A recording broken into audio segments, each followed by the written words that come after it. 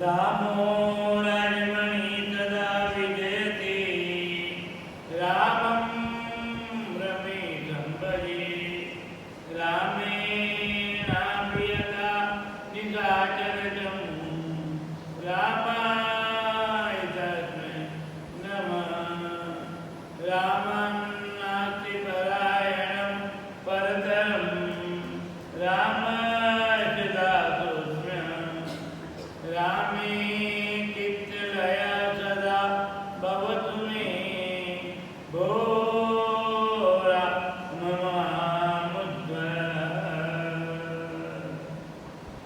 अखिल दुर्जपुञ्जं दशरथं देवाय भवजलनिधिपोतं पावनं पावनानां परमपुरुषधामं प्रापकं स्वादितानां श्रीरामचरणं सततं नमामि श्रीरामचरणं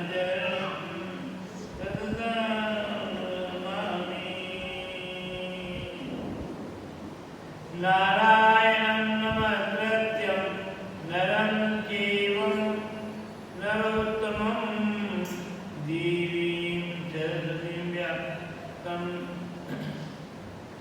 देवीं परमानन्दं कृष्णं वन्दे जगद्गुरुं देवीं सरस्वती व्यासं ततो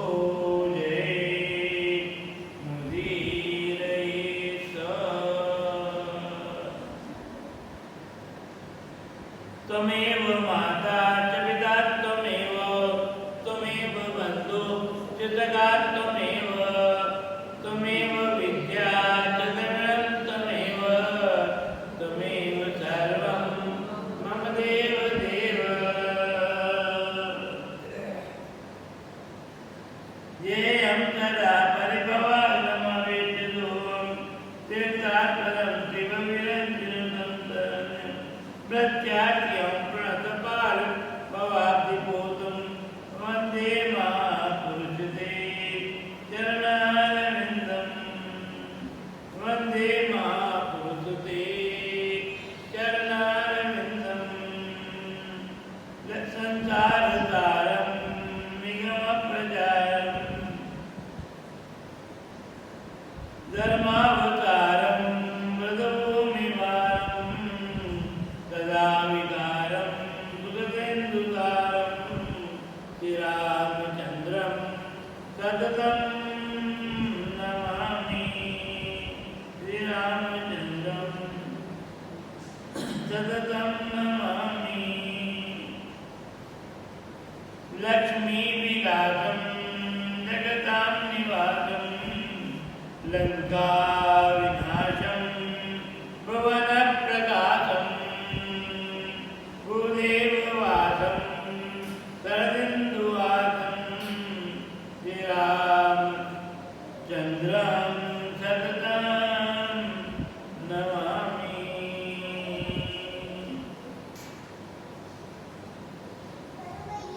यथा सर्वव्याप्तं जगत्स्थावरजङ्गमं तामधेनु शिरसा वन्दे भूतभविष्यमातरम्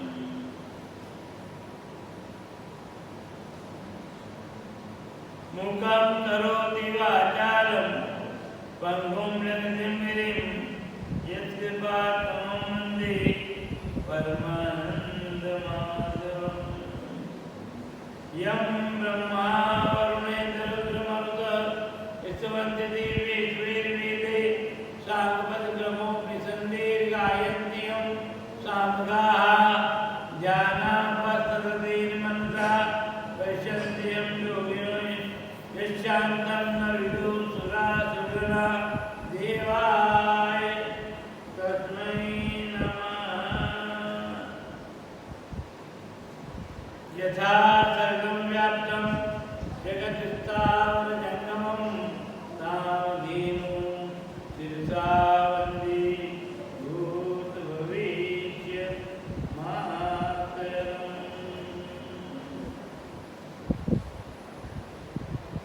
परमात्मा के श्री चरणों में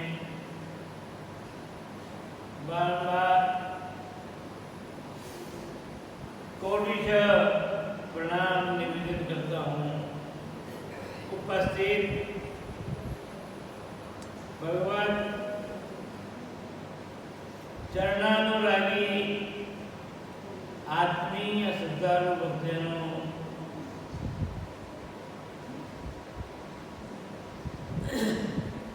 गुरुदेव के चरणों में प्रणाम, महात्मा के चरणों में प्रणाम, रामदास जी महाराज की एवं भूत भविष्य वर्तमान तीनों ही युगों के महापुरुषों के चरणों में बारंबार कोटि से प्रणाम निवेदन करता हूँ। उपस्थित श्रद्धालु भक्तजनों, माताओं बहनों, जैसा कि आप सभी को विदित है, जानकारी में है, चातुर्मास का पर्व चल रहा है। चातुर्मास में सत्संग प्रातःकालीन मंगल बेला में अमंगल को मंगल बनाने वाले भगवान के पावन चरित्र का कथानक आप लोगों के चातुर्मास की पावन अवधि में चल रहा है। कल आपको उभय सहज रचना है जाके राम राम रटता नहीं थाके और नर नारी सुमरे नहीं रामा,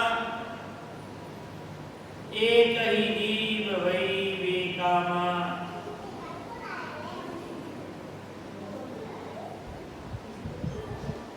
शेष भगवान का जीवन चरित्र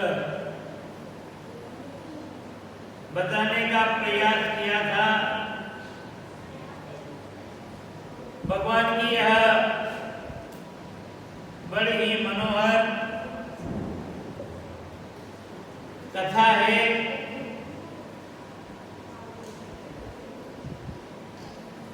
और इसी प्रसंग में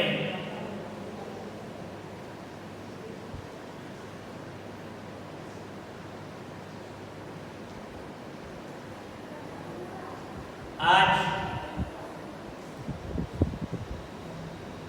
नारद जी का प्रसंग है।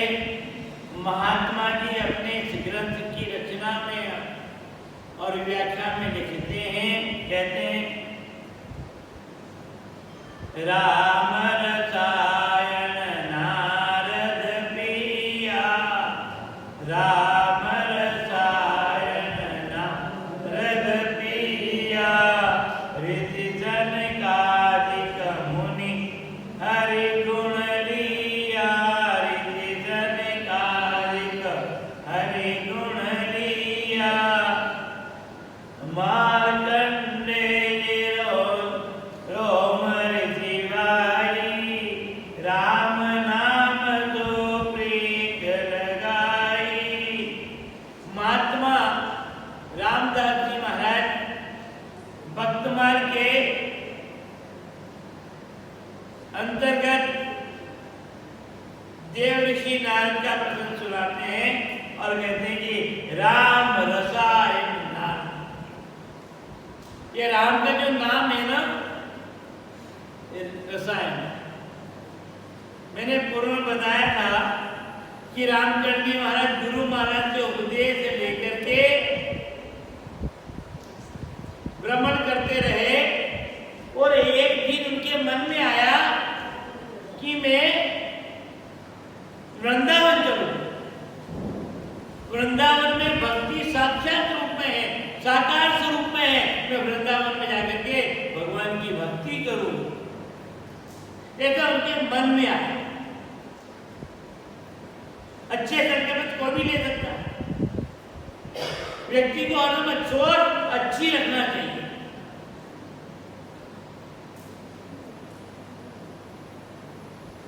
और महात्मा के दर्शन करने की इच्छा से स्वामी जी महाराज वृंदावन चले, पर कुछ ही आगे बढ़े होंगे। कुछ ही आगे बढ़ करके पहले तो महात्मा ने आपस में मिले, चर्चा हुई, अभिवादन किया और भी बोले तुम कहाँ जाते? रामस नहीं कहाँ को चलिया, रामस ने ही कहा को चलिया, अरे तुम किधर जा रहे हो? वृंदावन। वृंदावन तो साकार मूर्ति है, और वो सूखा क्षेत्र जो है ना भक्ति का, वो तो मेवाड़ है। मेवाड़ में जब से मीरा गई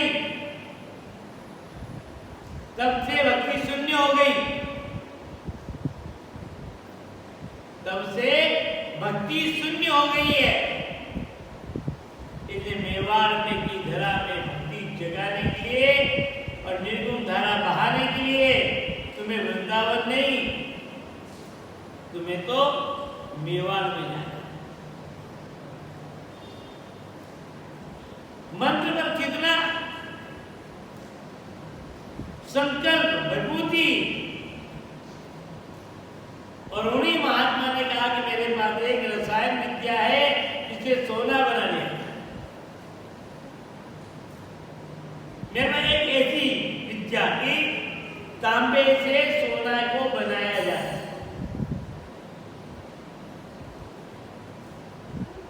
ये विद्या है। एक धातु को दूसरे धातु में परिवर्तन करना बहुत कठिन मामला है। हाँ, हाई लेवल के तो नीचे आ जाएंगे, पर नीचे से ऊपर जाना बड़ा।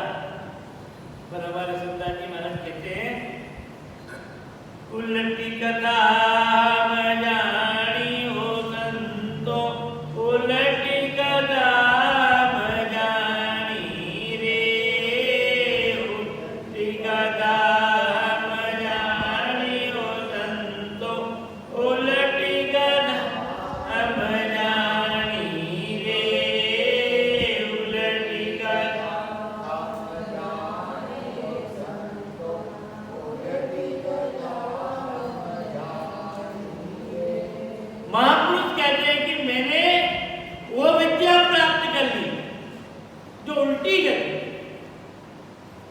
अब बच्चों को अपन गिनती सिखाते हैं ना, 1 2 3 4 5 6 7 सीख लेगा वो जल्दी, वो तेजी से बोलेगा। पर उससे कहा जाए जरा 100 के बाद में 99 98 97 96 95 94 इतनी गति से नहीं बोल पाए, चुप भी जाए। उल्टी वापस ऊपर से नीचे बोलो, और पहले की शिक्षा प्रणाली नहीं है।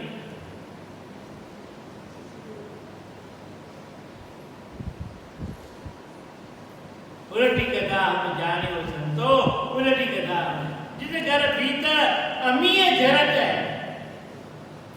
जिसे घर भीतर अमीय झरत है, एक अखंड अमृत की प्राप्ति होती। और वहां आप कैसे प्राप्त कर सकते हो? वहां कोई सरलता नहीं है। उसके लिए आपको बहुत सतत समाधिस्थ अवस्था में जाना। तो उन महात्मा ने कहा कि महाराज जी आप कहाँ जा रहे हो? आप परोपकारी हैं, दयालु हैं, दीन गरीबों की सेवा करने वाले हैं, साधु समाज की सेवा करने वाले हैं, गरीबों की ब्राह्मणों की सेवा करने वाले। तो मेरी उम्र पूरी होने वाली, और मेरी उम्र पूरी होगी उसके पहले विद्या चली जाएगी। तो विद्या आपको, रसायन की विद्या आपको देता हूँ, आप योग्य है। अभी इतने वर्ष तक कोई योग्य मेरे शिष्य नहीं मिला, कोई योग्य नहीं। आप योग्य,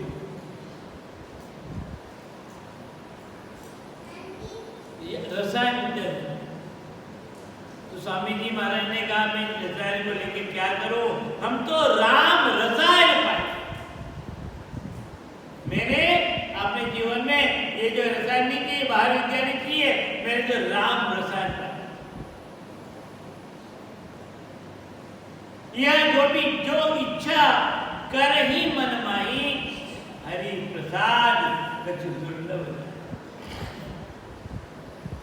रामचंद्र महाराज कहते हैं, काम धर्म अर्थ मोक्ष फल, काम धर्म अर्थ मोक्ष फल, राम चरण दे राम अनंत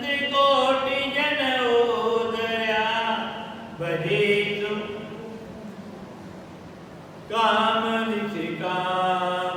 चाहे वो संकल्प लेकर के भगवान का भजन करे तो परमात्मा समय पर उसको जो चाहिए वो देंगे, और यदि बिना संकल्प के भी यदि वह भगवत भजन करता है तो भी समय पर परमात्मा दे देंगे। काम निष्काम, राम का नाम कोई कैसे भी भजे, काम धर्म अर्थ मोक्ष फल राम चरण दे राम निश्चय माई नित्य भजो काम निष्काम। ये बिल्कुल निश्चय है कि परमात्मा कोई दूर नहीं है, कोई दूर नहीं है, एक क्षण में। गजेंद्र के पास में आने में कोई देर लगी क्या? एक क्षण। परमात्मा दूर। महात्मा ने कहा कि मैंने तो राम रसायन पाई, विश्वास नहीं है, ले लो ले लो। जिनकी वजह अभी तुम मना करोगे, पश्चाताप करोगे और सोचोगे कि मैं सीख लेता तो कितना सोना बना लेता, कि मेरे भी काम आता, लोगों को भी काम आता। अभी तो मैं तुम्हारे से आग्रह कर रहा हूँ और फिर तुम ढूंढते रहोगे। उन्होंने कहा कि मैंने गुरु महाराज से राम रसायन प्राप्त कर लिया और इसमें इतना सिद्ध कर लिया कि हमारे लिए तो निगाह में ही दौलत। एक बार शाहजहां बादशाह दिल्ली का वह संतदास जी महाराज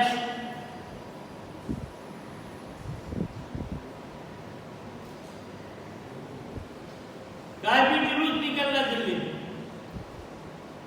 उनका अभिनय से, और राजा साहब का जो बादशाह है उनका भी जुलूस निकल रहा। वो भी पालकी में बैठे, ये भी पालकी में, दोनों का।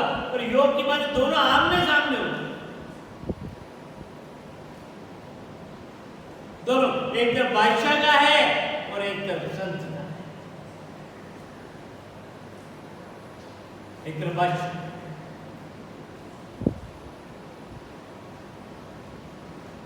भक्तों ने कहा प्रभु क्या करें, हम बादशाह की सवारी एक तरफ चले गए, कुछ नहीं सामने चलो। उनको भी एकदम हो गया, तुम चलो सही। और जैसे बादशाह की सवारी 15, 20, 25 फीट दूर है तो वो अपने आप पालकी उतार देना, नीचे रख देना और अपने ढंग से बाहर निकल जो आ गया। अब सामने बादशाह की सवारी आ रही, इधर से महात्मा की सवारी निकल रही है और कुछ ही दूरी थी और सबने जो है अपना जो पालकी उठा रहे थे और पालकी छोड़ कोई आकाश में ऐसी की ऐसी टिकी, गिरी नहीं। महात्मा अंदर विराजमान, उठाने वाले इधर उधर खिसक गए और फिर जैसे बादशाह की सवारी आई और वो बिना कोई चलाने वाला वो जो बादशाह और रास्ता नहीं दिया और एकदम ऊपर चला, बादशाह नीचे जा रहा है और वो विमान जो है वह ऊपर से। बादशाह को बहुत बड़ा आश्चर्य हुआ, ये कौन, बहुत बड़ा आश्चर्य हुआ, ये कौन। और बड़ी अद्भुत शक्ति, अद्भुत शक्ति। अब जहां महास्वामी जी महाराज चंद्रदास जी महाराज का मुकाम था, बादशाह वहां गया, सोने के थाली में हीरे मोती माणिक्य सब लेकर के जो वहां गया तो भेंट के नजराना। और महाराज ने कहा अरे तुम हमें क्या दोगे, ये तुम्हारा ये काम ले जाओ। अरे महाराज सोना चांदी ले लो, आपकी गरीबी दूर जाएगी, आपके आश्रम में बहुत पैसा मिले रहेगा, बहुत अच्छा रहेगा, संपन्नता नहीं। अरे बादशाह तेरे को कितना सोना चाहिए। बादशाह को जरा गुस्सा आया, हमारे द्वारा दी गई भेंट जो वापस कर रहे, दे रहे, स्वर्ण दे रहे। बादशाह देख ले सामने ये दीवार कहीं की बनी हुई है, कहीं की दीवार बनी है। बादशाह कहा चूने पत्थर की बनी है। आप देख, मैं देखता हूँ इसके ऊपर और मेरी दृष्टि हटा दे, फिर बाद में देखना दीवार कहीं की बनी। और जैसे ही स्वामी जी ने उस दीवार के ऊपर नजर डाली और नजर डालते ही और वापस उसी में दृष्टि हटाई और देखो तो वो दीवार सोने की बनी हुई है। देख तू मेरे को क्या देना चाहता है? हमारे तो नजरों में ही जरूरत, इस जरूरत को क्या करें हम? रामचंद्र जी महाराज ने कहा कि मेरे को तो गुरु महाराज ने राम रसायन दिया, तुम्हें विश्वास नहीं हो तो तुम्हारा ये चिमटा हाथ में नहीं, मेरे को दे दो। चिमटा दिया और माथे पर लगाया और माथे पर लगाते ही वो चिमटा सोने का हो गया। हम तो राम रसायन, तो ये राम रसायन नारद जी महाराज के लिए कहा जाता है कि राम रसायन नारद पिया। ये राम का नाम रसायन, क्या रसायन? पर आप पियोगे तब रसायन। कोई औषधि का सेवन करोगे तो उसका प्रभाव पड़ेगा, असर होगा, और आप औषधि का उपयोग नहीं करोगे। राम का नाम सदगुरु महाराज दे तो देते हैं, पर उसका जाप करना, उसके बताए मार्ग पर चलना, ये बहुत है। अब व्यक्ति तो करता तो थोड़ी सी कर लिया, मैंने ऐसे ऐसे भक्तों को देखा जो संसार के भी काम करते रहे, घर में टीवी निभाते और घंटों तक बैठ करके आसन पर माला करते। दिन भर जो काम करना कर ले संतुष्टि आ जाएगी। राम चरण संतोष में, राम चरण संतोष में, तीन लोक गोधन लोभी जन विल से नहीं, विल से हरि का जन। संतोष, जब राम नाम का धन का पान आप करने लग जाओगे तो आपके जीवन में अपने आप संतोष,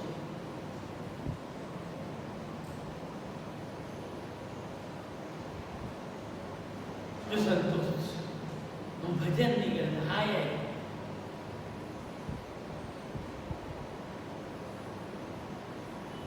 भाइयों, यहाँ कहा गया है कि ये राम का नाम, और नारद जी कहीं जाते और का मीणा बजाते, श्रीमन नारायण नारायण नारायण, श्रीमन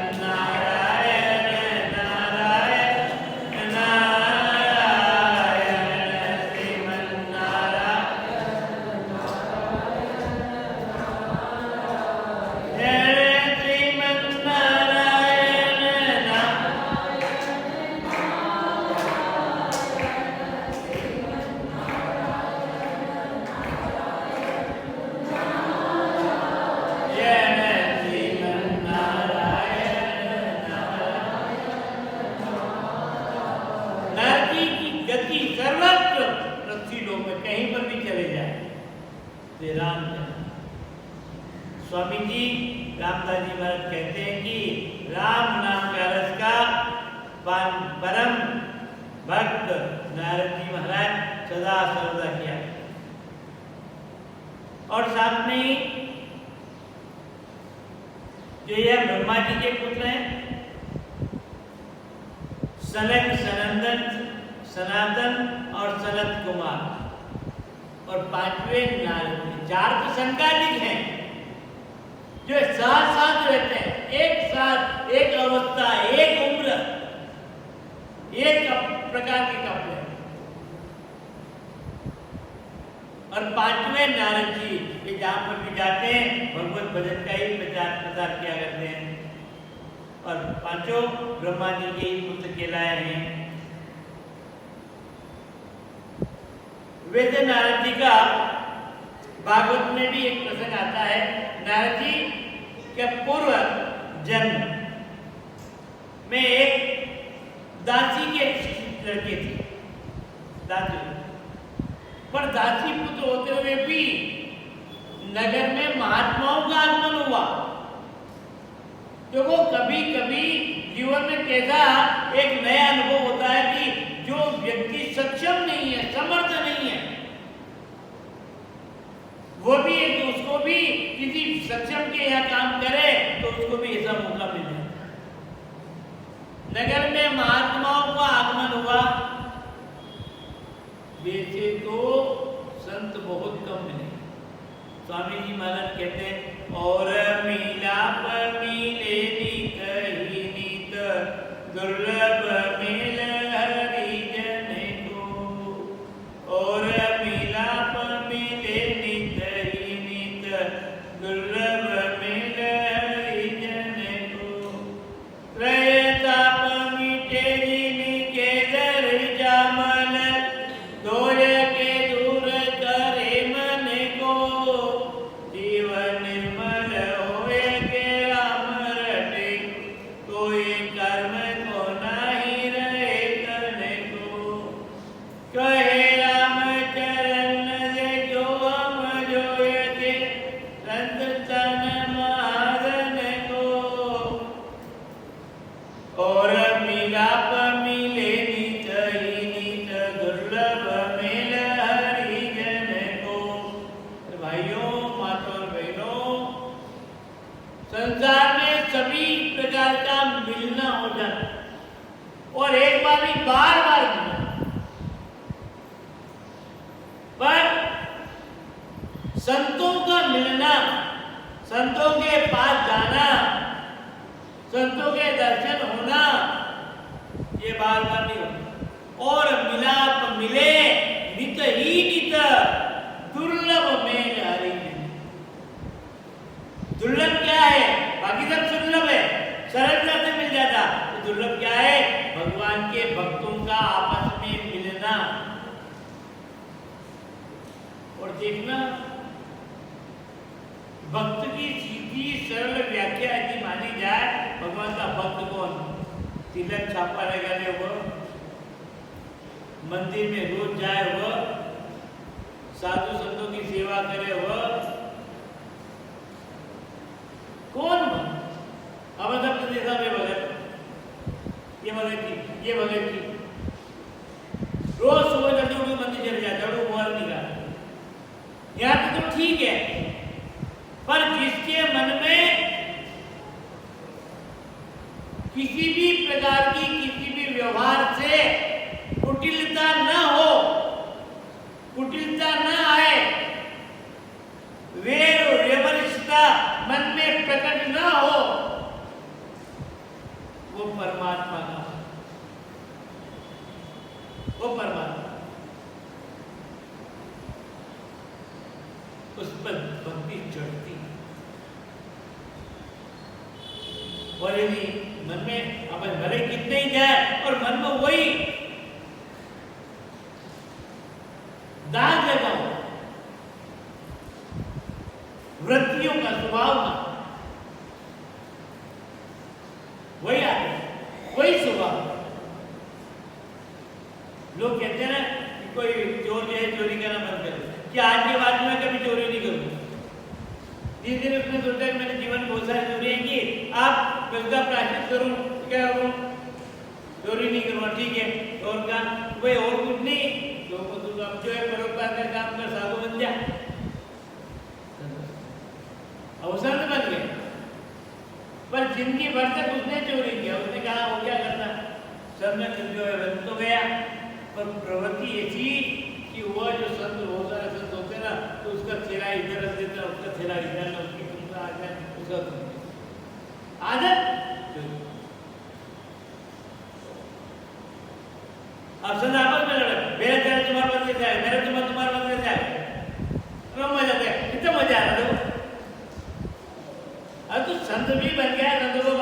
वो आदत से राजा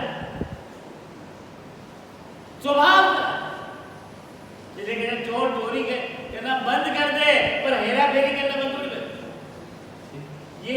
ये हमारे जीव का स्वभाव है कि हम भी अपने जीवन में ऐसी छोटी मोटी बहुत सारी गलतियां कर लेते हैं।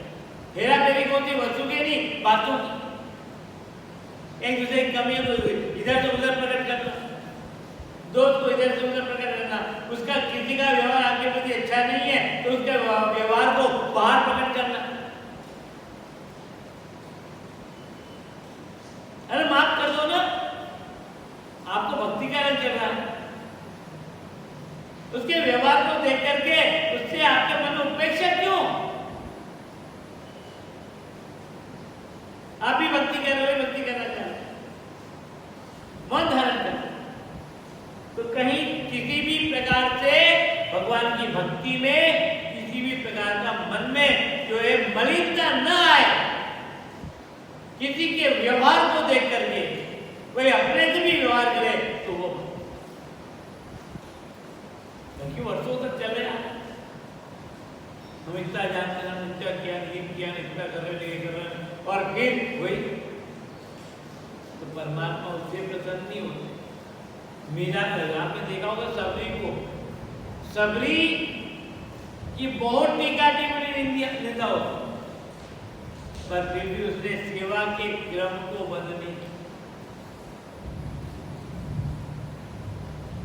सेवा किसी के भी प्रति उसके मन में रोष नहीं था, विद्वेष नहीं था, अपमान नहीं था।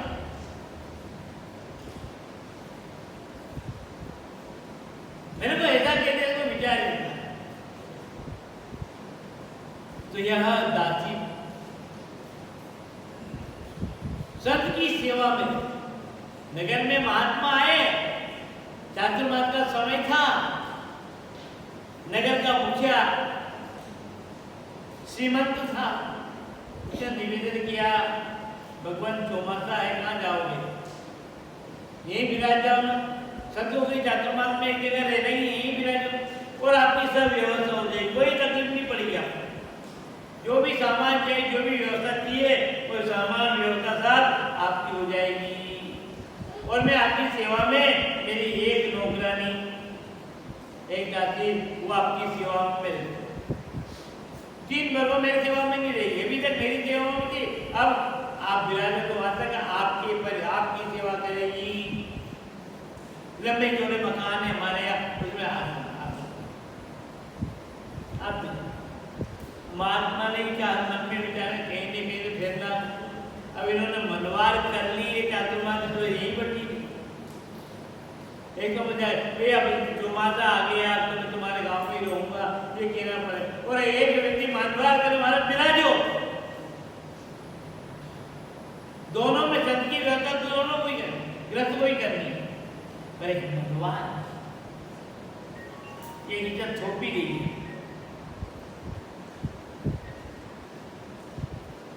बड़ी सेवा उनके उसके साथ में 5 साल का बात, वो भी चाहिए प्रातःकाल जल्दी से ब्राह्म मुहूर्त में स्नान आदि से निवृत्त होकर के आश्रम की सेवा में संतोष से वो 12 में साथ में, और उसके भी ऐसे संस्कार पूर्व जन्म के कि वो भी अपने बाल चांचल्यता उसके जीवन में इतनी गंभीरता, महात्मा बड़े प्रेम तुझसे राम राम बुलाते, राम राम कहानी की तो सुनाते, शास्त्र के सुनता,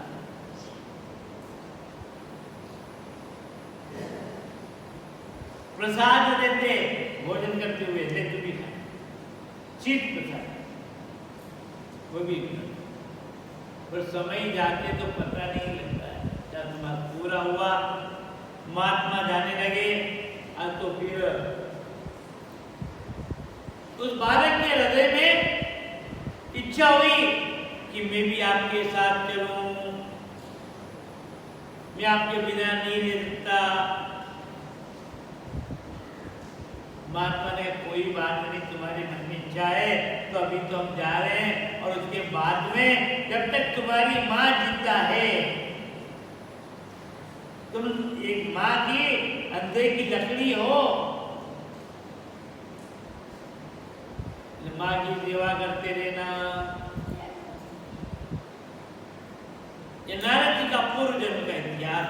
नारद जी स्वयं महर्षि वेद व्यास जी को अपने पूर्व जन्म का प्रसंग बता रहे। ये मेरी तो भागवती कथा। और फिर नारद जी की माँ को सर्प ने डस लिया, मृत्यु हो गई। जो भी समाज की गति से कर्म करना है वो सब किया और उसके बाद उसने कहा चलो अच्छा हुआ। माँ की मृत्यु हो गई तो बंधन नहीं है, वे ये माँ मेरे को वेला के नहीं देती, जंगल में नहीं जाने देती, ये मोह होता है। अच्छे कार्य और भक्ति के कार्य में व्यक्ति को अपना संसार का बंधन ये रोक देते, चाहे किसी भी अवस्था में। हम बड़े लोगों से पूछे कि भैया अब तो कोई काम नहीं रहा, तुम्हारा मकान भी नया बन गया, तुम्हारे को जो है पेंशन भी मिल गई, तुम्हारे बच्चे बच्चों की शादी भी हो गई, उनके पोते पोती भी हो गए तुम्हारे। अब घर में बैठे बैठे क्या करो, चलो भजन करो, संतों के आश्रम में रहो। लोग क्या कहेंगे कि बुढ़ापे में बाबा जी बने। अरे बुढ़ापे में बने या जवानी में बने तो क्या बना तो है ना, बना तो है।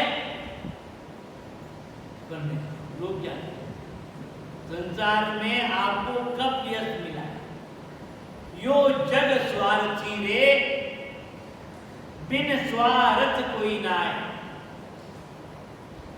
ये पूरा संसार मतलब का है, स्वार्थ का।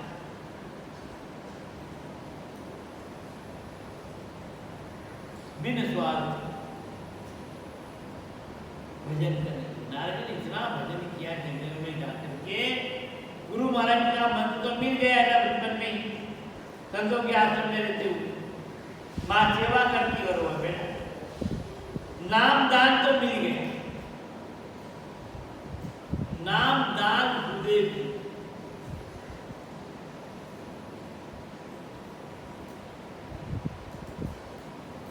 जब नाम दान मिल जाता तो नाम दान के प्राप्त होने के बाद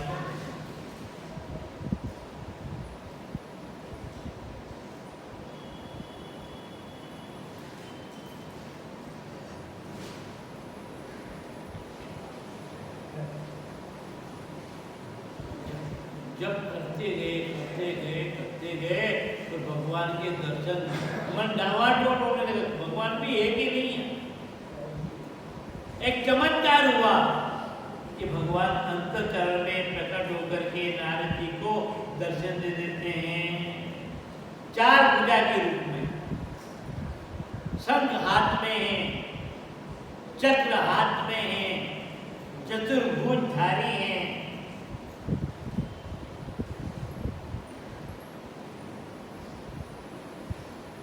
तो बड़े प्रसन्न हो गए और जो दर्शन दिया ना वो एकदम अदृश्य, एक झलक दिखी थी।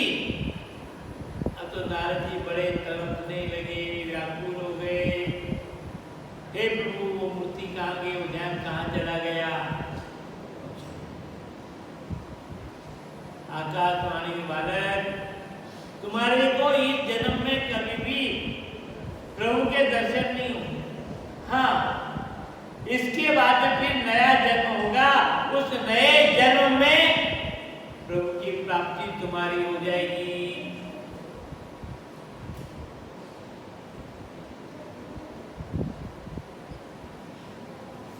और लगातार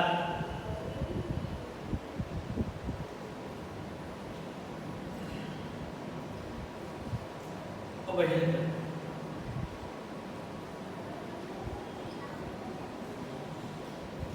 और इतनी तपस्या की कि बस प्रभु सामने प्रकट और कहा कि यह शरीर तुम्हें छोड़ना, एक जन्म और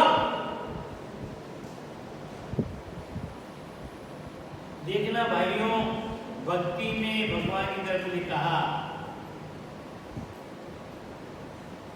कि जो व्यक्ति परमात्मा कहते हैं कि मेरी ओर देखो तुम, मैं कैसा हूं और जीव कैसा है।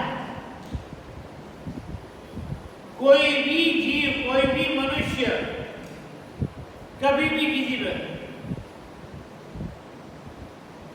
सन्मुख होय जीव जब मोहि, कोई भी जीव मेरे तरफ आ जाए, सन्मुख होय जीव जब ही मेरी तरफ कोई जीव आए,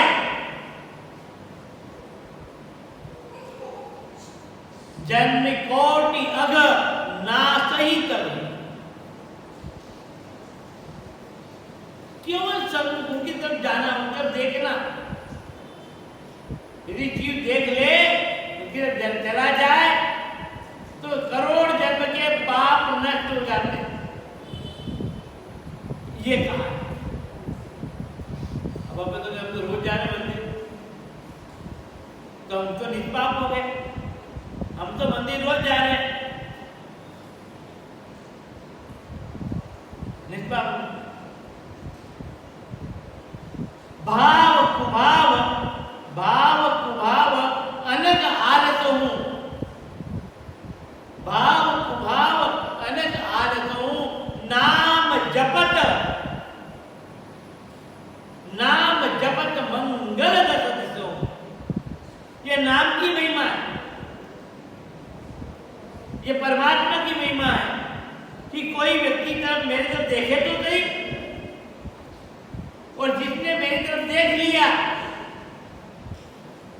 मैं ये भले वो कितने, वो अपने आप को कितने बड़ा पापी हो, कैसे बड़ा पाप, कितने बड़ा पाप, और कितने जन्म के पाप, एक जन्म के नहीं हो, कोटि करोड़ जन्म के भी पापों को मैं समाप्त कर देता हूं। बस शर्त है कि मेरी तरफ आए तो सही, सन्मुख होय जीव जब, भगवान के सन्मुख चले जरूर जाते, चले जरूर जाते, पर सन्मुख होने का मतलब हमारे अंतःकरण में, हमारे अंतःकरण, बाहर नहीं, हमारे अंतःकरण में भी जिस किसी भी प्रकार की कामनाएं, इच्छाएं दबी हुई है वो समाप्त। ये भी नहीं कि मुझे भगवान दर्शन दे दे और मैं हो जाऊंगा, ये कामना भी नहीं, ये कामना भी नहीं। इसको कहते हैं सन्मुख होय जीव। पर ये व्यक्ति कब की, जब आपके कितने जन्म पाप समाप्त हो जाए, और उनको पाप को समाप्त करने के लिए क्या है, ये राम का नाम, राम। तुलसी जी कहते हैं कि भाव कुभाव अनग आलस हूं, नाम जपत मंगल दस हूं। सकल सुमंगल दायक रघुनायक गुणगान।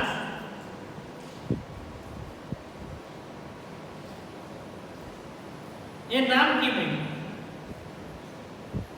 भगवत महिमा, सभी प्रकार के अमंगलों। अभी आज का दिन है ना, लोगों के मन में संशय,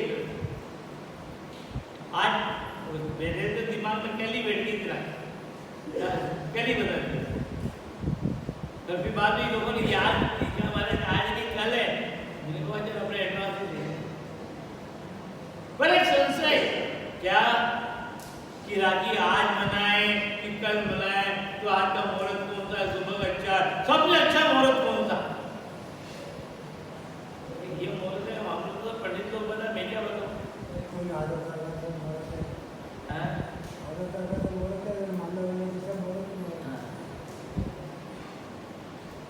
बोलिए कृष्ण चंद्र भगवान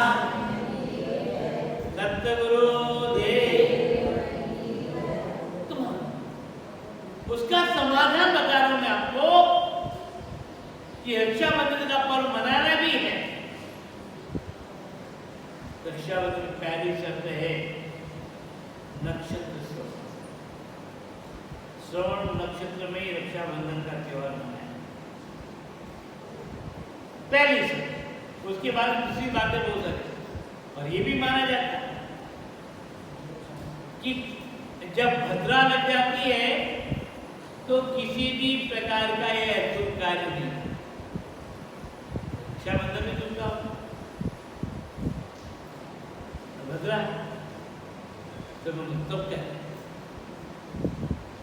तुम वहां कहा गया भद्रा का स्थान कहाँ है? भद्रा कौन सी जगह है? लगी तो है ग्रह के मान पर कहाँ निवास? हर ग्रह का, हर राशि का और हर नक्षत्र का जो है वह कभी कभी निवास, हर तत्व का, चाहे जल तत्व हो, अग्नि तत्व हो, वायु तत्व हो, ये क्या करते हैं तो अग्नि का वास देखते। ये अग्नि का वास पृथ्वी पर है कि नहीं? और पृथ्वी पर यदि अग्नि का आज वास नहीं है तो आज जीवी का शुभारंभ नहीं। क्यों सब क्या हो गया? जब अग्निवास ये सब बारिश पर निवास में आकाश, पृथ्वी, पृथ्वीलोक, तो भद्रा का निवास पाताल। भद्रा पाताल जो व्यक्ति जहां है वहीं का प्रभाव होगा ना। मान लो कोई भी व्यक्ति कहीं पर जाएगा तो उसका प्रभाव वहीं तक सीमित होगा, दूसरे को तो नहीं रहेगा।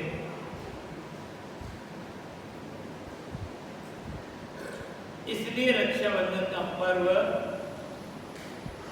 आज का ही पाताल और इसका भद्रा का कोई असर लोगों को समझे। अलग अलग पंडित अलग अलग अपने विचार दे रहे हैं, ये दे रहे हैं, ये दे रहे हैं, पर ये भी तो मुहूर्त शास्त्र में लिखा है। ये बात भी तो कही है, वो भी तो समझो इतनी बारीक। जितने आप ज्ञान की ओर जाओ, गहरे में जाओगे, उतना ही आपको ऐसे भी हो सकता है। जरूरी नहीं वो लाभ ही।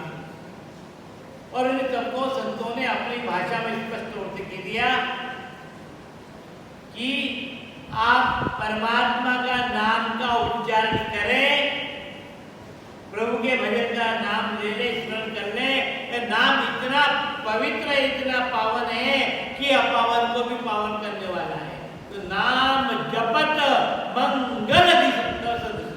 अरे एक दिशा तो ठीक है, जो व्यक्ति भगवान के नाम का उच्चारण करता है तो दसों ही दिशाएं में मंगल ही मंगल हो जाता है। अमंगल तो कहीं रहता ही।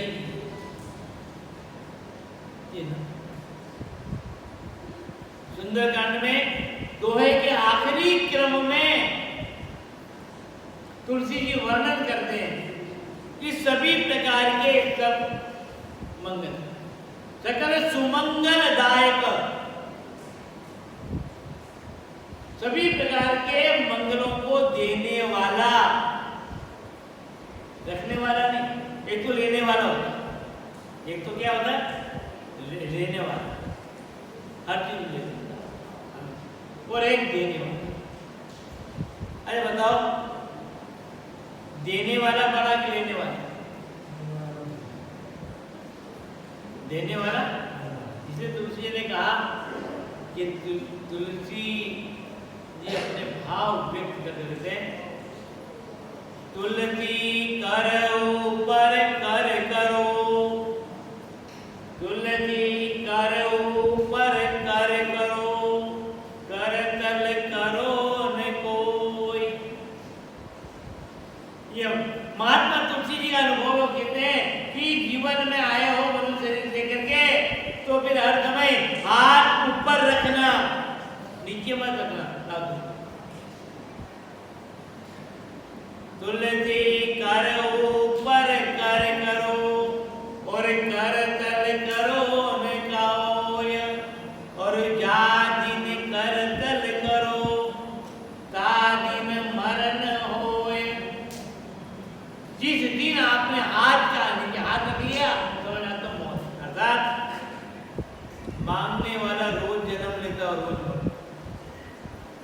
रोज जन्म,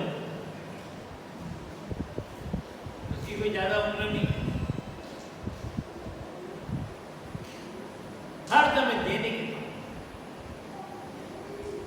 तो देने वाले परमात्मा दाता राम, भिखारी सारी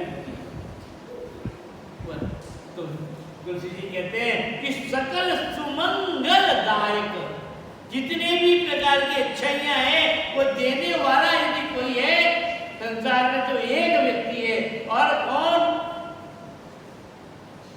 रघुनायक गुणगान, परमात्मा का नाम का गुणानुवाद गाने लग जाओगे तो अमंगल भी दूर हो जाएंगे, मंगलमय जावा।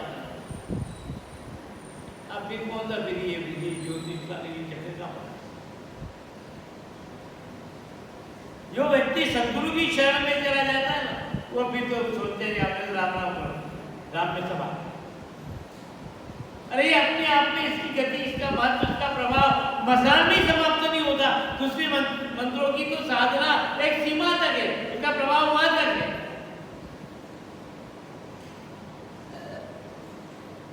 अब बताओ, मैं आपको एक छोटा सा उदाहरण दूं। ये दीपक का प्रकाश कब तक मिलेगा? जब तक कि दीपक में तेल हो, घी हो। ये बिजली का प्रकाश कब तक मिलेगा? जब तक कि पावर हाउस से लाइट आ रही है, उसके बाद है ना।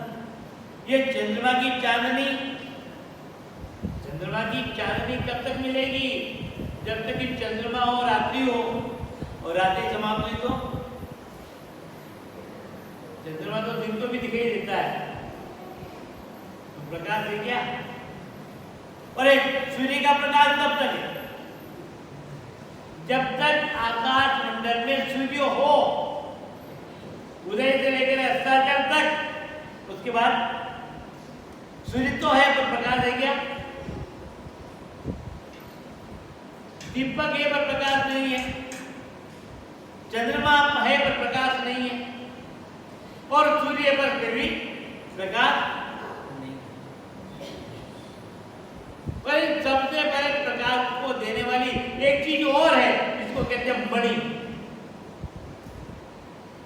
जिसका नाम है मणि। अरे सूर्यकांत, चंद्रकांत और सूर्यकांत मणि जो है ना, श्यमंतक मणि के रूप में भी जानी जाती है। उस मणि में प्रकाश करने की जरूरत ही नहीं, पावर की जरूरत ही नहीं, तेल डालने की जरूरत ही नहीं, रात्रि का कोई खतरा ही नहीं, वो प्रकाश ही प्रकाश। कहीं कहां से मिली ये कुछ पता ही नहीं, वो तो प्रकाश ही प्रकाश। कभी क्षय होगा ही नहीं, लय होगा ही नहीं, सूर्य उदय होंगे, अस्त भी होंगे, पर मणि का प्रकाश, जैसे मणि आपके हाथ में, प्रकाश ही प्रकाश, प्रकाश ही प्रकाश।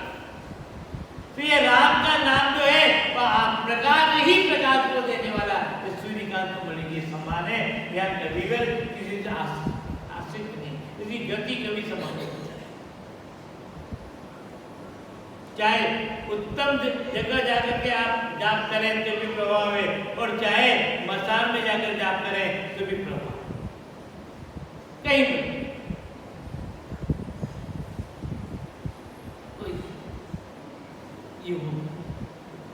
राम नाम मणि, इसीलिए दीप धर। तुलसी जी ने राम के नाम को मणि के रूप में कहा। जिस प्रकार और मणि क्या है, कहाँ रखना? यदि कोई दीपक आपको प्रकाश चाहिए, एक ही दीपक है, घर में प्रकाश चाहिए और बाहर भी जोड़ा आंगन में चाहिए, तो आपके दरवाजे के बाद डेयरी पर रखो। घर में जाओगे तो प्रकाश मिलेगा, और बाहर जाओगे तो भी उसी प्रकार। तुलसी जी कहते हैं आप इस राम नाम रूपी मणि को अपनी जीवन रूपी देहरी पर रखो। अंदर भी प्रकाश हो जाएगा, अंतर्गत भी प्रकाश हो जाएगा, और बाहर लौकिक जीवन को चलाने का भी प्रकाश मिल जाएगा। ये राम नाम मणि दीप कर, जो चाहे चाहे अंदर भी जाए। तो यह नारद जी भगवत भजन करने में लीन है, दिन रात प्रभु स्मरण किया। इनको कोई पर कभी कभी माया इन पर भी आ गई, राम को भूल जाने लगा। अहंकार आया नहीं कि माया आई। और आप जानते कि नारद जी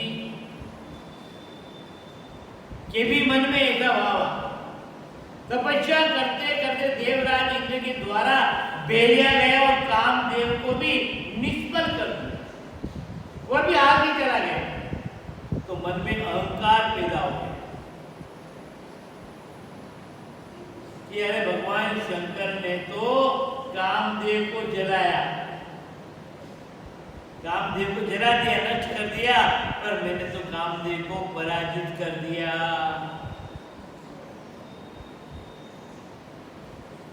वापस लौट के चला गया, उसका कोई जोर नहीं चला, पांचों ही बाण निष्फल हो। और ये बात पिताजी से कही कि मैंने इतनी तपस्या की, इतनी तपस्या की कि कामदेवी लौट गया। ब्रह्मा जी ने कहा यहाँ तो ठीक है, कोई बात नहीं, मेरे को ये दिया, पर आगे मत बोल। क्यों नहीं बोलूं? यही तो है। एक बात है, स्वामी जी महाराज ने बहुत मार्मिक बात की, और कहाँ तो गई उन्होंने, रामचंद्र जी महाराज ने बात कही है और कहाँ तो गई, रसोई घर। आप मतलब एक रसोई बना, आजकल तो कुकर आ गए, पहले तपेटी में डेक्ची में बना।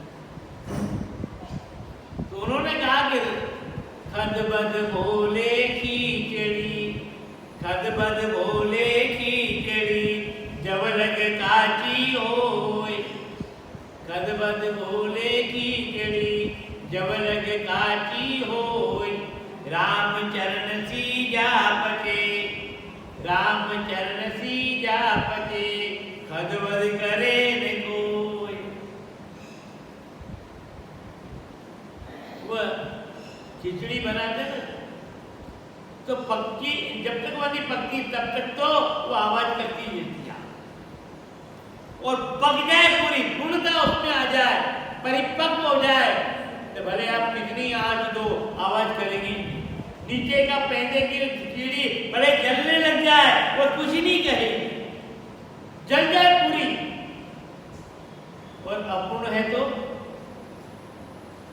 नारद जी तपस्या कर रहे थे, भजन कर रहे थे, तो ये परिपक्व नहीं, जैसे वो जाके कह रहे हैं कि मैं जो है ना, मैंने कामदेव को जीत दिया, कामदेव हार चला गया, कामदेव माने तो अच्छा आदमी है, क्यों बोल रहा है, क्या फायदा,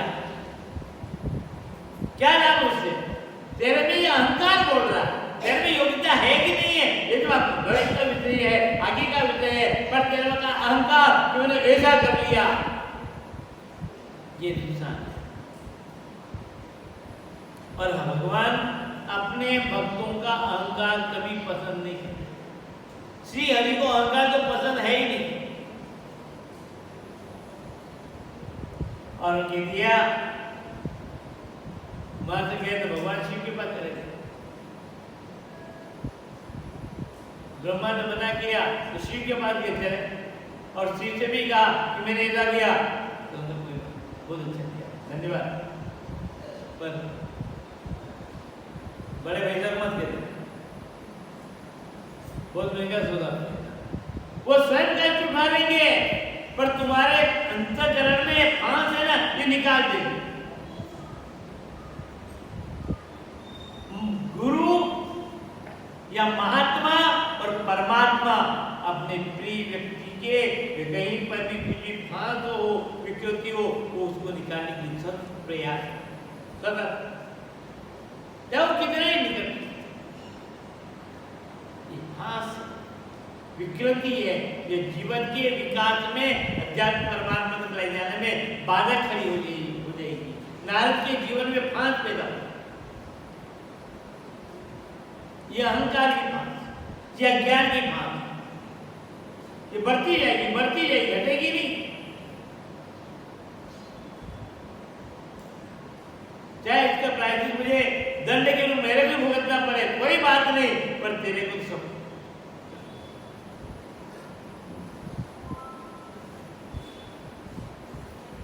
भगवान की बात पर ध्यान नहीं दिया शिव जी ने।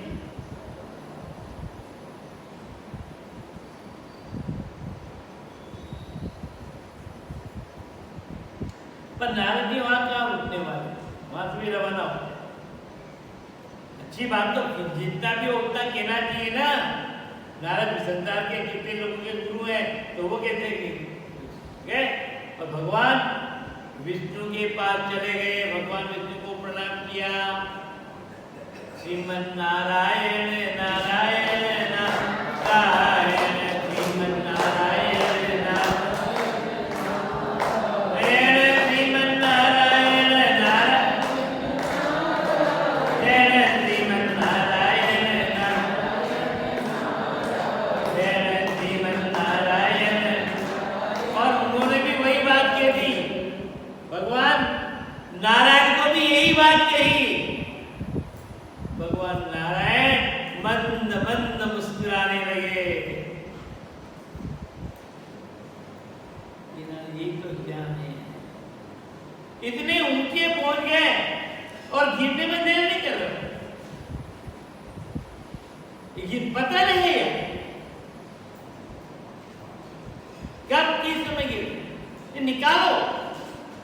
ये तो नहीं कहा, पर उन्होंने अपनी माया के द्वारा एक बहुत बड़ा नगर मंदिर, बहुत अनेक प्रकार की वैभव से ऐसा नगर तो मैंने जीवन में कभी नहीं जाऊं देखा। राजमहल में पहुंचे, और राजमहल में पहुंचे तो राजा की लड़की है, उसको भी देखो। जिसने कामदेव को जीत लिया, वो मोहनी नगर के में मोहित हो। आप हम सब जो है ना, मोहनी नगर में मोहित हुआ। राजा ने प्रणाम किया, भगवान बड़ी कृपा की, ये मेरी लड़की है, जरा इसका हाथ तो देखो। नारद जी अनेक गुण की बातें बताई, और नारद जी ने देखा कि अरे राजन, इसका जो पति होने वाला पति त्रिलोकी का राजा स्वामी बनेगा। क्या बनेगा? इसका जो होने वाला पति है ना, वो त्रिलोकी का स्वामी बनेगा। ये तो कहना भूल गए, इसका जो पति है ना, वो त्रिलोकी का मालिक है, त्रिलोकी का स्वामी है, और मन में आगे बनेगा, वो बनेगा। कौन? इसका पति। ज्योतिषी तो है, पर मन में मोह था ना, वहां पर उन पर डाल। मन में विचार आया, इतनी सुंदर पति, और फिर पूरे त्रिलोकी का मालिक बने, तो ये तो अपन एक काम अपन ही कर रहे, पर अपने में इतनी सुंदरता क्या? सुंदर व्यक्ति ही सुंदरता पसंद करेगा, अपने में क्या सुंदर व्यक्ति? तो क्यों नहीं सुंदर? इस संसार में सबसे ज्यादा श्रेष्ठतम सुंदरता यही है, तो हरि के पास है। मैं हरि से मांगू, वो मेरे पर कृपा करते हैं। हरि के पास पहुंचे, प्रणाम नमस्कार, आओ नारायण जी कहते बन सकते। प्रभु कृपा करोगे? हाँ हाँ, वो क्या चीज है? प्रभु मुझे हरि आपका रूप दे दो। हरि आपका स्वरूप जो है ना, आप ये मेरे को दे दो। मन में पैदा हुए राजकुमारी से शादी की चाहना प्रकट, स्वयंवर होगा, स्वयंवर में ये अहंकार, ये नारद जी की।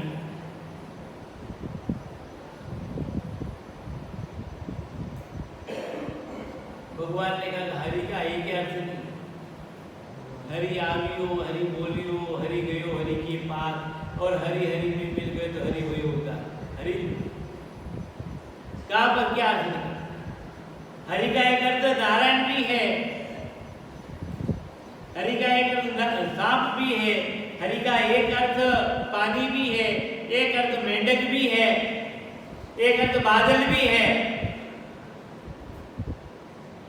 हरि है कि नहीं?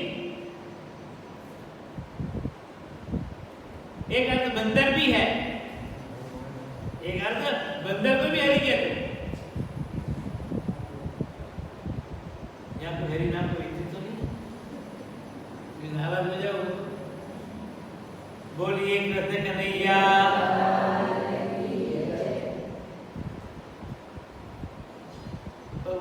ठीक है, तुम्हारी इच्छा है नारद, तुम मेरे भक्त हो, मेरे कृपा पात्र हो, दिन रात मेरे नाम की महिमा गाते रहते हो और गांव-गांव में नगर नगर में लोगों को जो है मेरे नाम की कीर्ति का प्रचार प्रसार करते हो। तो मैं तो नहीं चाहता, पर हाँ कहीं पर भी तुम्हारे जीवन में दुराग्रह होगा तो मैं निकाल दूंगा और तुम जो मांगोगे वह दे रहा हूँ। क्या रूप दिया? बंदर का, बंदर का रूप दे दिया। स्वयंवर चल रहा है मोहनी नगर में और नारद जी उस राजकन्या से विवाह करने के लिए वो सोच रहे कि मेरे को तो भगवान विष्णु का सर्वश्रेष्ठ रूप मिला हुआ है, हरि से मैंने रूप मांगा, वो हरि मेरे को रूप दे देंगे। तो उस माला लेकर पहनाने के लिए आई, पर देखती चमक गई, हरती डर गई, भयभीत हो गई। ये विकराल और विचित्र डर गई। और भगवान हरि आए रूप बना करके और उसी के अब तो छटपटाने लगे, व्याकुल हुए, दुखी हुए। बाद में दो गण जो थे वो हंस रहे थे और उसी के कारण उनको भी श्राप दे दिया, जाओ तुम राक्षस हो जाओ, तुम मेरे रूप को देख हंस रहे हो। उन्होंने कहा नारद ने तो हमारे को राक्षस होने के श्राप को दे दिया, हम हमारी हंसी को देख करके, पर आप विचार करो जरा, अपना चेहरा दर्पण में देखो, कांच में देखो, और कांच नहीं मिले तो पास में जलाशय है, तालाब है, उस तालाब में जाकर के देखो तो सही। चेहरा देखा नारद जी ने तो वानर का रूप। अब तो और क्रोध, व्यक्ति की जब कोई इच्छा पूरी नहीं होती ना, लोग कहते हैं हमारा क्रोध बहुत आता है, तो जब कोई इच्छा पूरी नहीं होती, काम पूरी नहीं होती ना, तो क्रोध आता है। नारद को और क्रोध आ गया। अच्छा, मेरे साथ ऐसी मजाक, मैं तो उनकी भक्ति कर रहा हूं। जिस प्रकार से एक नारी के लिए मेरे मन में इतनी व्यथा हुई, उसी प्रकार विष्णु तुमने मेरे साथ दगा किया, तुम्हारे को भी नारी के लिए रोना पड़ेगा। और जिस रूप को तुमने इतना निर्भर बनाया, उपहार का मत बना, यही रूप तुम्हारी सहायता करने के लिए भी है। भगवान प्रकट हुए, क्षमा मांगी, लोग गलती हो कोई बात, मुझे तुम्हारा श्राप मंजूर है, पर तुम्हारा अधमता जाना यह मंजूर नहीं। मेरा भक्त अधम में जाए ये मुझे मंजूर नहीं, मेरा सेवक गलत में जाए ये मुझे मंजूर नहीं। मैं चला जाऊं कोई बात नहीं, मैं समर्थ हूं। भगवान को राम के रूप में अवतार लेना पड़ा, पृथ्वी के भार उतरने भी बहुत सारे हैं, मेरे श्राप किसका मेरा नारद के भक्त भी है, तो भगवान नारद जी की बात को मान करके पृथ्वी पर पहुंचा है। तो इस प्रकार से भाइयों, यह आपको संक्षिप्त में नारद का वैसे लंबे चौड़े चरित्र हैं, संक्षिप्त में प्रसंग बताया कि भक्ति में भी, सेवा में भी, साधना में भी कभी किसी भी प्रकार का मनोमालिन्यता अपने जीवन में नहीं आए, वरना तो कभी